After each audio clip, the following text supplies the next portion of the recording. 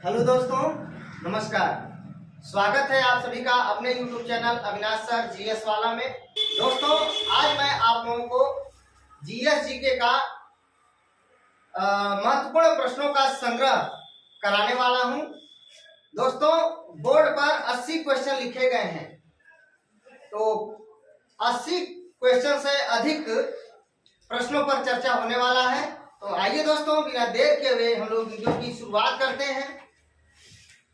तो हमारा पहला क्वेश्चन है, पाखाल अभयारण्य कहाँ है? तो पाखाल अभयारण्य तेलंगाना में है।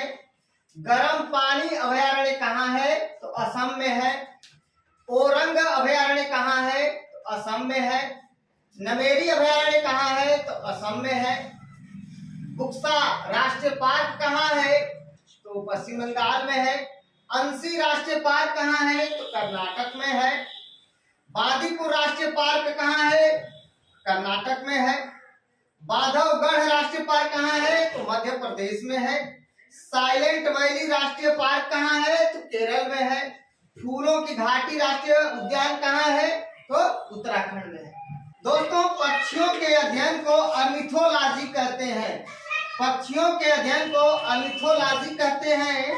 पुष्पों के अध्ययन को, फूलों के अध्ययन को एंथोलॉजी कहते हैं।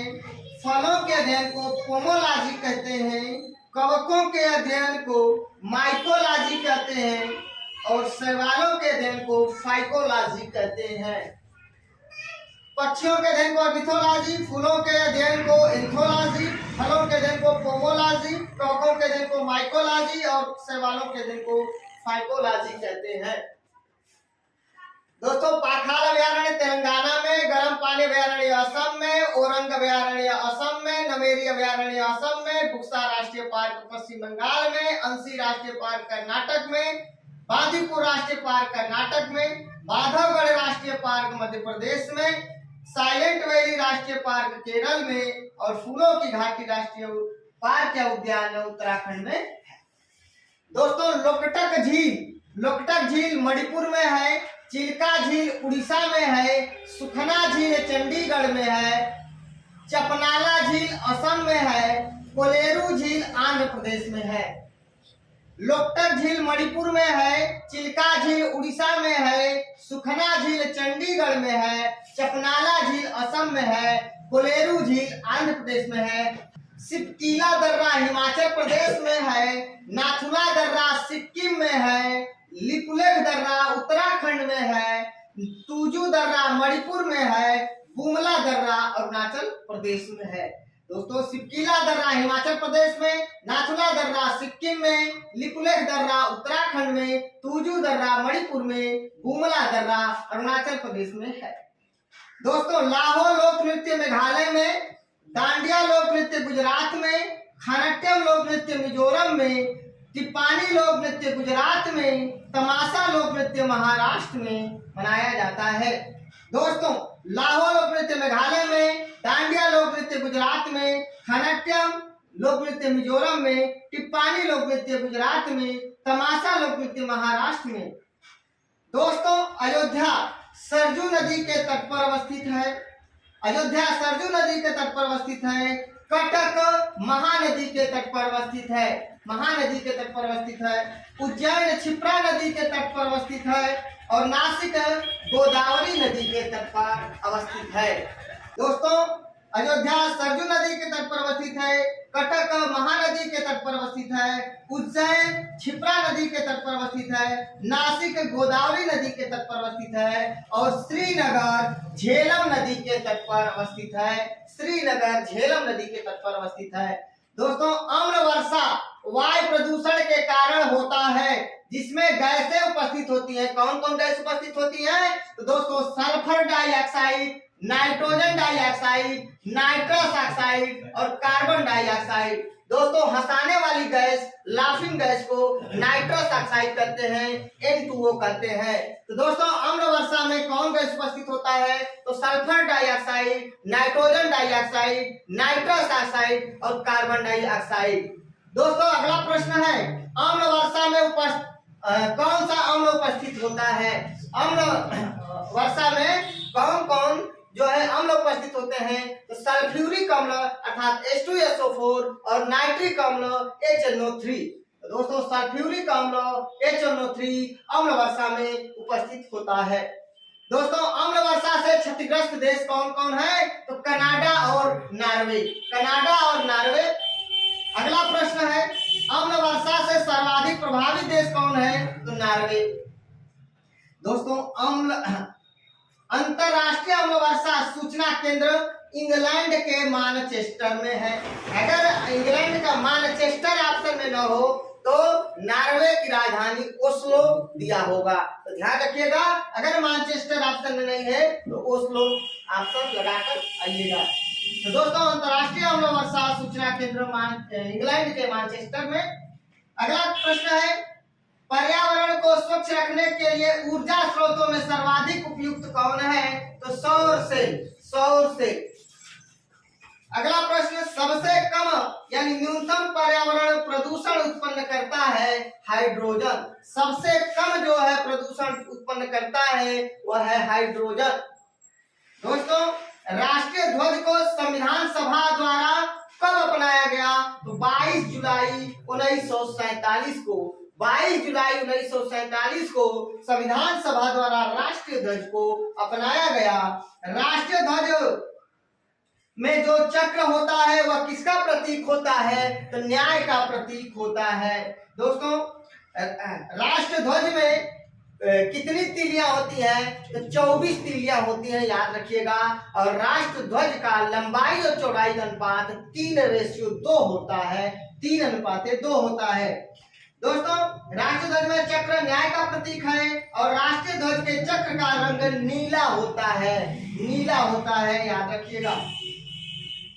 दोस्तों राष्ट्रीय ध्वज के लंबाई और चौड़ाई का अनुपात 3:2 होता है।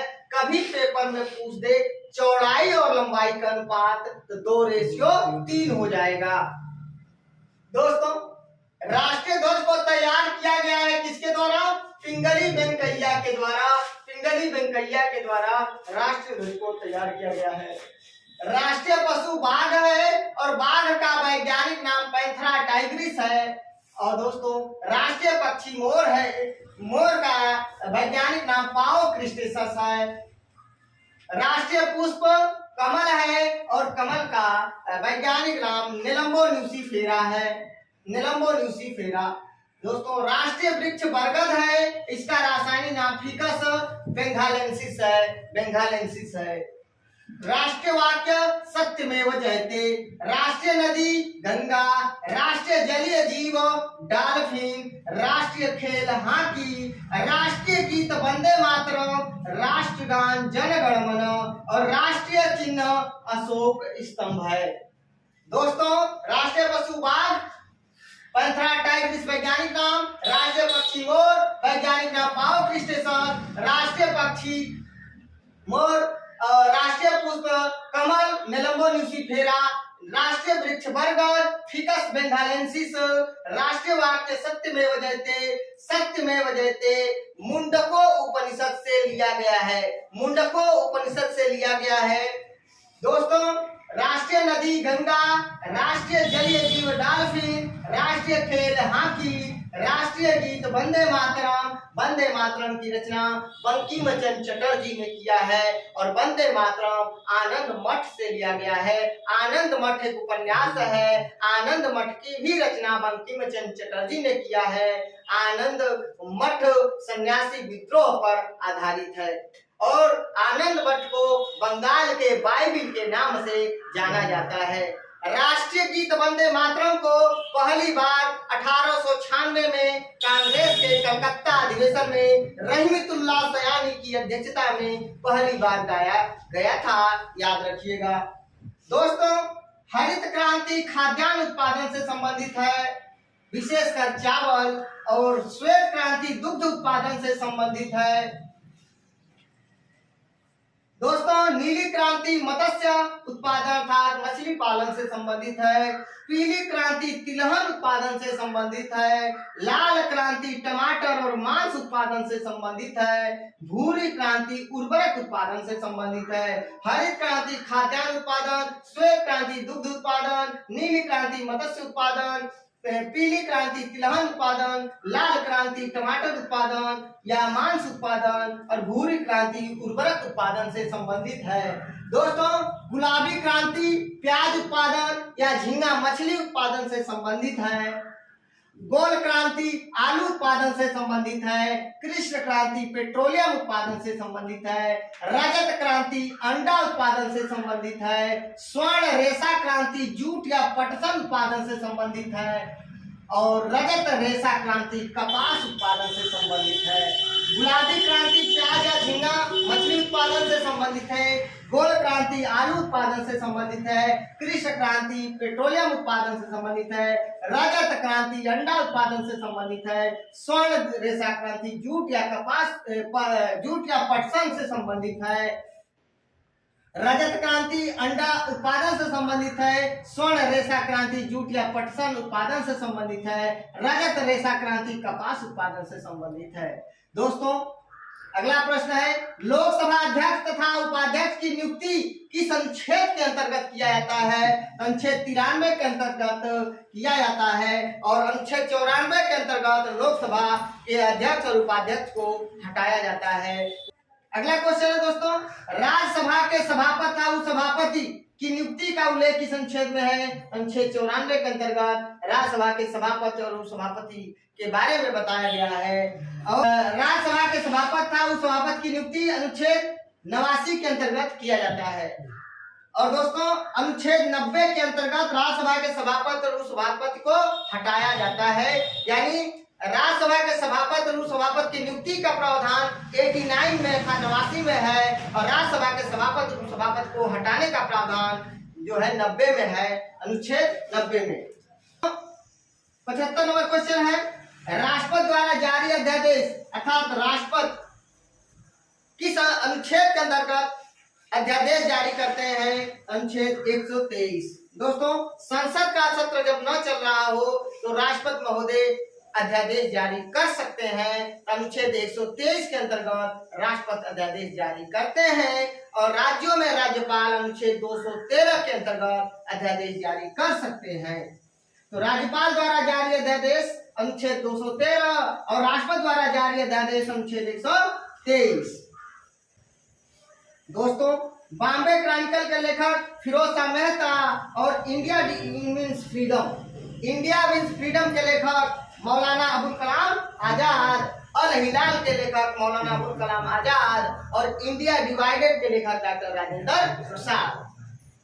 दोस्तों हिंद स्वराज के लेखक महात्मा गांधी और फ्यूचर ऑफ इंडिया के लेखक विमल जालान। हिंद स्वराज के लेखक महात्मा गांधी और फ्यूचर ऑफ इंडिया के लेखक विमल जालान। इंडिया विद फ्रीडम के लेखक मौलाना अबुल कलाम आजाद। बॉम्बे क्रॉनिकल के लेखक फिरोज शाह मेहता। अगर स्क्रीनशॉट लेना हो तो आप लोग स्क्रीनशॉट ले सकते हैं।